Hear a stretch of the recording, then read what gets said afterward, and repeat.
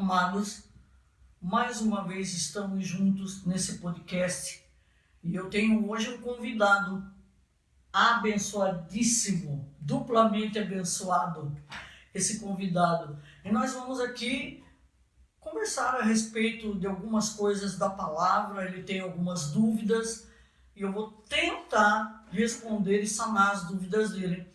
Então eu quero que vocês prestem atenção. O Pedro vai se apresentar agora. Boa noite, pessoal, tudo bem? Meu nome é Pedro, eu tenho 23 anos. Vim aqui fazer alguns questionamentos para a pastora de uma pessoa que crê em Deus, mas está fora do núcleo da igreja. São questionamentos básicos. Eu separei alguns tópicos como biologia, sociologia, filosofia e história. São 2 perguntinhas de cada só. Não vou complicar a pastora, não. Amém. Amém. Pode perguntar então, Pedro. Vamos lá.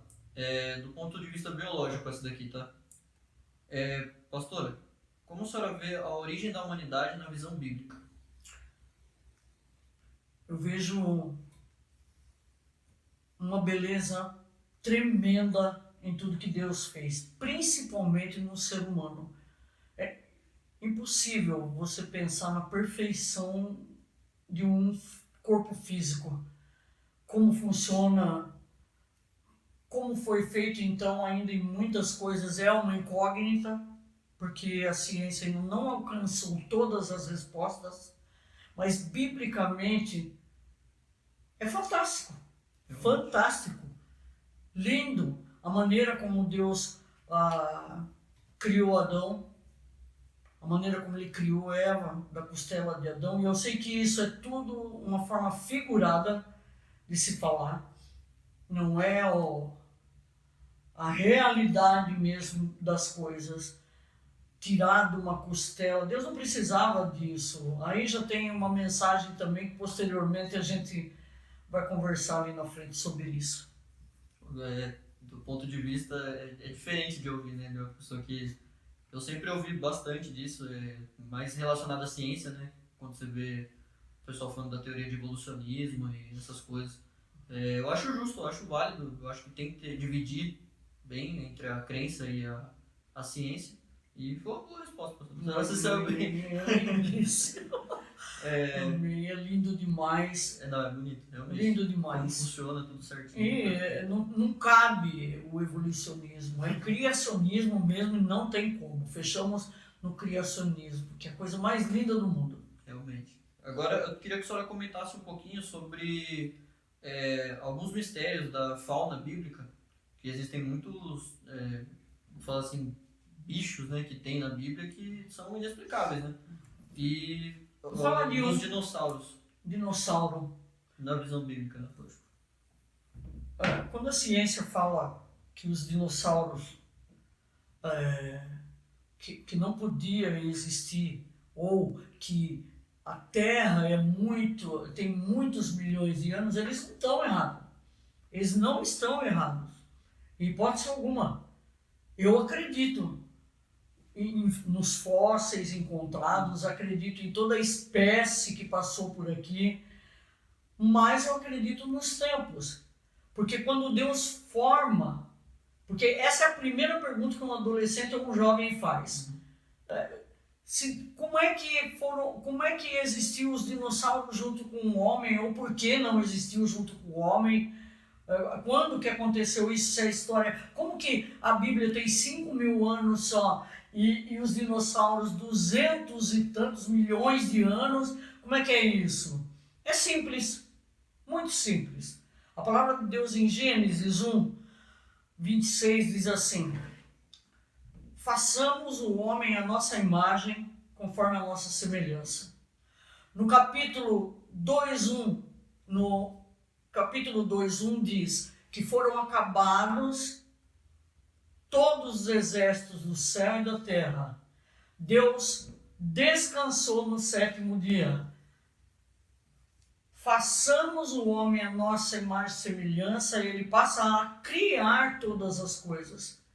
No 2:5, em Gênesis, diz que não havia planta no campo, porque não havia homem para lavrar. Se no 1:26, 27 disse que façamos o homem a nossa imagem e semelhança, e Deus criou o homem. Como é que ele acabou de fazer tudo no 2.1? E como é que no 2.5, por exemplo, não tinha homem, não tinha planta porque não tinha homem para lavrar a terra? Estranho, né? Mas não é lindo também? É um questionamento em cima de outro. É um questionamento em cima de outro. Deus criou todas as coisas primeiro na mente infinita dele. Numa mente fantástica que não existe mesmo igual. Ele cria tudo primeiro, depois ele passa a dar forma nas coisas, em tudo. Ele criou primeiro na mente dele, depois ele começa a dar forma no tempo dele. Então a gente não pode ler Bíblia folheando e achando que tudo aconteceu nessa ordem cronológica. É diferente. Porque não aconteceu. Mas em Gênesis, principalmente, dá para você ter uma ideia nesses versículos do que realmente foi feito. Ele cria primeiro, porque lá na frente tem um texto lindíssimo que diz assim: ó, a profundidade das riquezas, tanto da sabedoria quanto do conhecimento de Deus, quem primeiro deu a ele para que depois recebesse? Porque por dele, por ele e para ele são todas as coisas. Então, quando ele diz lá que no capítulo 2, verso 5, que ele já tinha acabado de fazer tudo, ele fez tudo mesmo, acabou. Mas ele criou todas as coisas primeiro e depois ele começa a dar forma. No versículo 2:7 diz que então formou Deus o homem do pó da terra. Entre criar alguma coisa e formar existe uma ponte, e aí cabe os dinossauros. Porque para nós, por exemplo, para Deus, um dia como 1.000 anos como um dia. Não é linear. Não é, ele é atemporal. Não tem tempo para ele. Então ele vai e forma o homem, assim como você vê hoje aí nas reportagens, nos documentários, na Discovery, ou tantos outros programas bons que tem. Foi encontrada uma nova espécie. Quase todo dia. Quase todo dia. Foi encontrada. Não é que não é nova. Foi formada agora, porque Jesus diz: eu trabalho, meu Pai trabalha até agora. Então, assim, não tem discordância entre a ciência e o que está escrito na palavra. As pessoas brigam por isso. Não, assim, quando a gente vai ouvir, as pessoas elas brigam por esse assunto e não tem por que brigar por esse assunto. É tão claro, é tão nítido. Eu não acho que Deus deixou, por exemplo, essa palavra só para eruditos. Deixou essa palavra só para grandes estudiosos. Ela é simples, bem simples de se compreender. Pensando de uma forma humana, Deus fez com que a gente conseguisse ter acesso a essa palavra para compreender um pouquinho dos caminhos dele.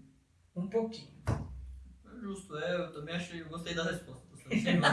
Eu acho que dentro dos dois campos tem muitos extremos, né? Tanto no campo da ciência, muito demais. Na religião, na ciência também. Eu acho que a gente não pode negar os fatos, né, das coisas que aconteceram, e tem que ter um equilíbrio. De qualquer jeito. É lindo. Se você pegar nessa forma, você passa a não ter mais essas dúvidas, passa a não discutir assuntos que não levam a lugar nenhum. Não precisa, é isso que eu falei. Eu acho até uma atitude de amor da parte de Deus ter deixado os assuntos para que a gente pudesse compreender. A Bíblia chegou na nossa mão com esse intuito. Porque nós não precisaríamos estudar o judaísmo. Nós não somos judeus. Nós somos gentios. Nós poderíamos só chegar na nossa mão as cartas de Paulo, que já iria também, porque é o Espírito que ouve aquilo que foi ministrado primeiro. Então já poderia ter despertado muito mais espíritos por aí. Não é a nossa carne que é despertada para servir Jesus, é o nosso espírito. Então, de uma maneira muito linda, Deus deixou que a minha mente alcançasse algumas coisas dele para que ficasse mais claro o caminho com ele. É isso. E deixou o campo também para a gente conseguir investigar, né? Também. Porque abre questões pra gente ser curioso, né? E Sim, analisar. com certeza. Eu acho válido. Infelizmente, a maioria dos evangélicos não lê Não dá Bíblia. abertura, não dá E não dá abertura. E não lê Bíblia também. Então é onde se perde bastante no raciocínio. Se perde muito. Já que a senhora citou um pouco de reflexão e tudo, eu vou partir para o campo da sociologia agora, pastor. Eu queria saber o que a senhora pode classificar como a importância de Deus na formação de um indivíduo. Eu falo assim, desde de pequenininho até eu chegar à idade adulta, assim, a importância de Deus nisso. Como cidadão. Toda a importância. A Bíblia trata de tudo isso. Ela trata do crescimento do menino, ensina o menino o caminho que deve andar, porque quando for moço, ele não vai se desviar. Se desviar do quê? Dos conceitos, dos valores que ele aprendeu quando menino, das conversas de papai e mamãe também, falando do Deus Altíssimo, que hoje existem pouquíssimas famílias que se dão esse trabalho. É uma ordem. No povo judeu tem como ordem, por exemplo, inculcar a lei judaica na cabeça do menino. Não é o caso dos gentios, que somos nós hoje.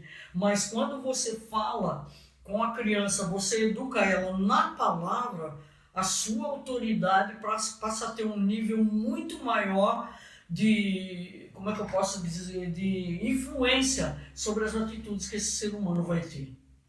Olha, eu acho que é por esse caminho, principalmente quando a senhora fala que os pais têm que ser atuantes nesse campo, né?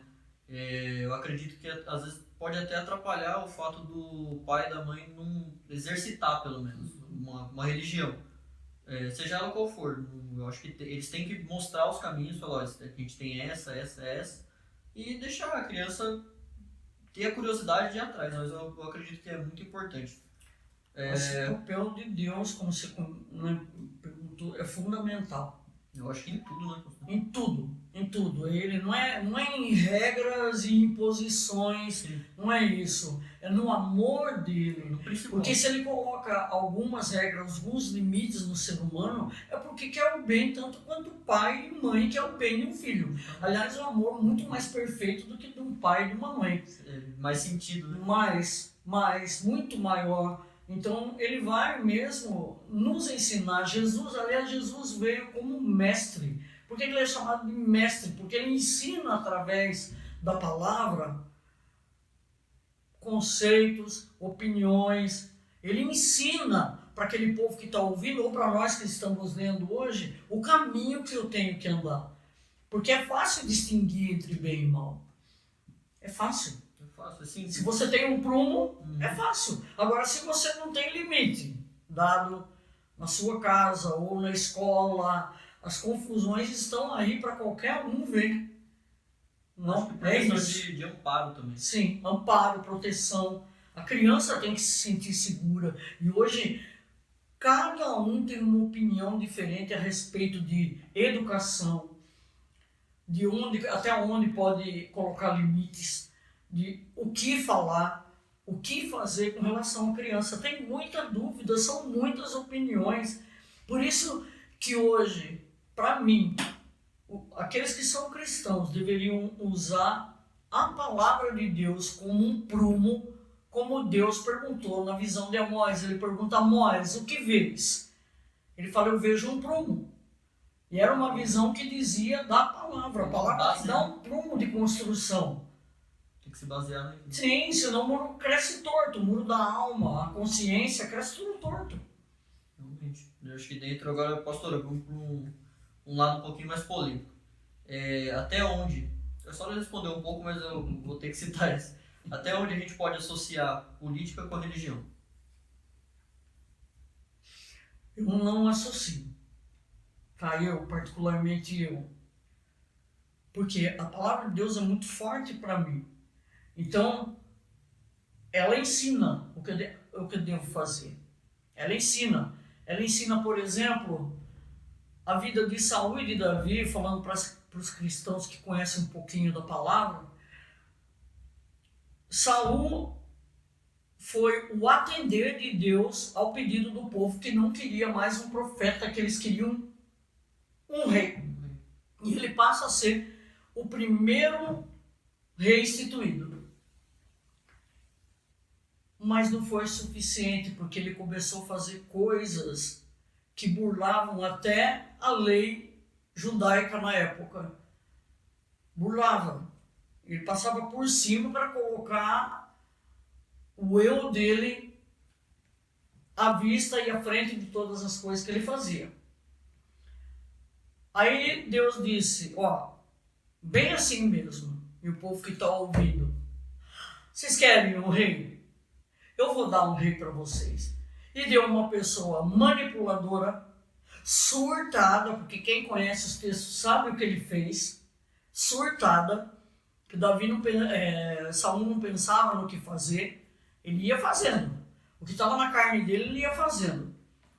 E ele já deixa de ser rei, entre aspas, por causa de ter burlado a lei judaica. Aí Deus passa a autoridade dele para Davi. Davi era o oposto de Saul. Só que Davi não assume logo um reinado.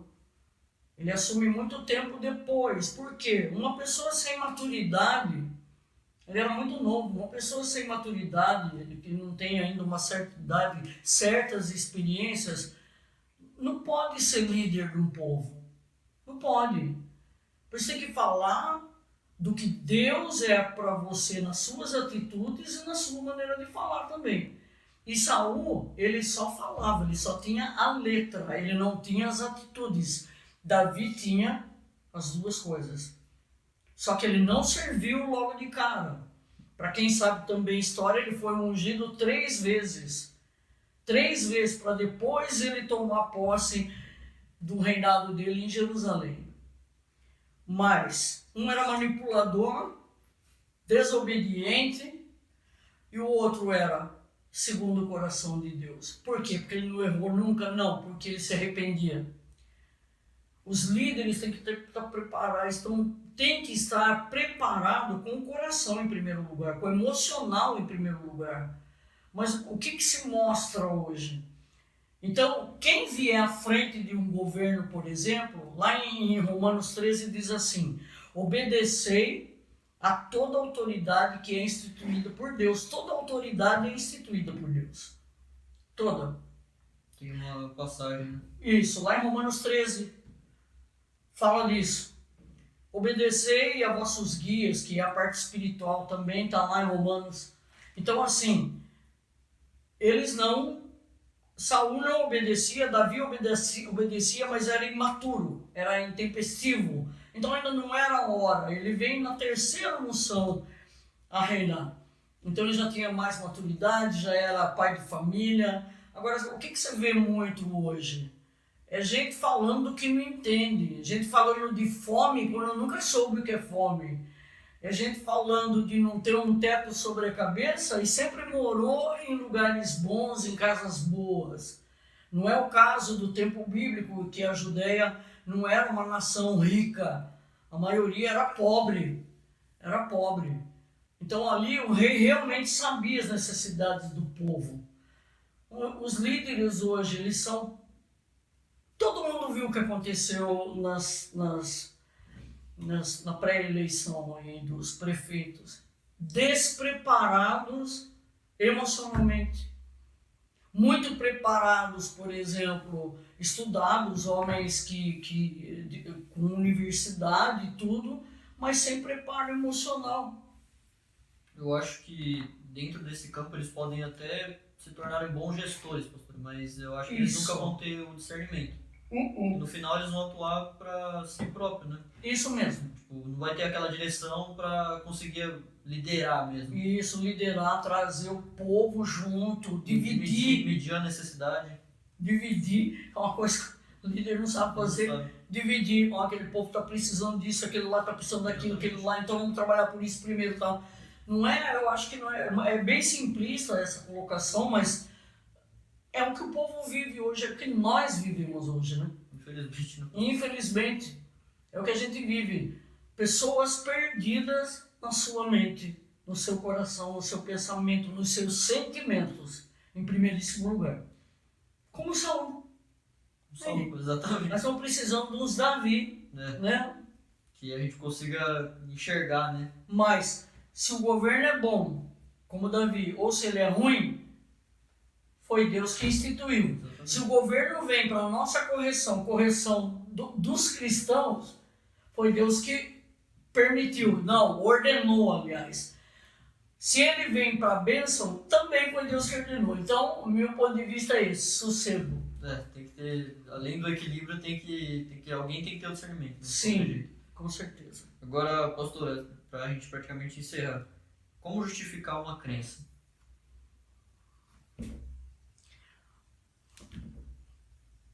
Pedro, quase não tem palavras para justificar. Porque crença, por exemplo, a fé não é um sentimento. A fé não é um sentimento. A fé é uma convicção do que aquilo... Eu vou falar por mim. O que fez eu ser o que eu sou hoje? Cristã mesmo, até debaixo d'água. Mas assim, o que foi que despertou em mim a vontade...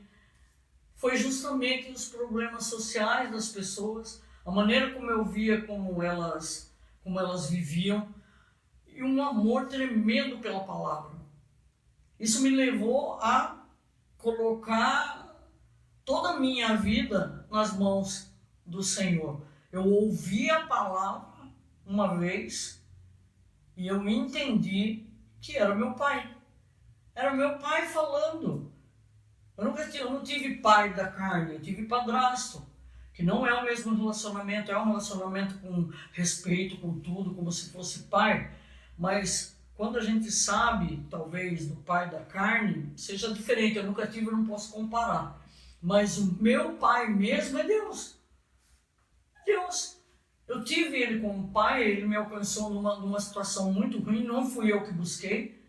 Eu senti, eu abri uma Bíblia que eu tinha ganhado, eu li um versículo e aquilo mexeu com o meu interior. Isso que era feito para o momento. Era mesmo. E a palavra, ela diz que eu sou alcançado por Jesus.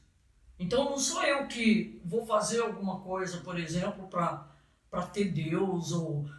Eu não tenho religião, eu tenho Jesus. Eu não gosto aqui do termo evangélico, não gosto, eu gosto de definir esse povo que anda comigo como cristãos, e são mesmo, e são cristãos. Por quê? Cristos pequenos, porque você passa a querer saber tudo o que Jesus realmente representa e pode ainda representar na sua vida, porque conversão é todo dia, é de fé em fé, é de glória em glória. Então você vai vendo, estudando, que lá uma profecia bíblica, lá do Velho Testamento, falada, né, ou profetizada por um judeu, veio se cumprir em Cristo. Vê uma outra passagem que está lá em Oséias, por exemplo, que veio se cumprir aqui em Cristo. Tudo se cumpriu em Cristo, não tem como a pessoa fugir, datas, os pormenores, por exemplo, da história. Tudo se cumpriu. Por isso que eu falo, é simples a palavra. É você pegar lá no Velho Testamento, porque o cristianismo nasceu do judaísmo. É você pegar lá no Velho Testamento, passar por Jesus nos dias de sua carne e pegar as cartas de Paulo. Você vai ver que tudo bate, tudo dá certinho. E isso me encantou. Tudo se alinha, né? Me encantou. Porque Deus só tem uma palavra.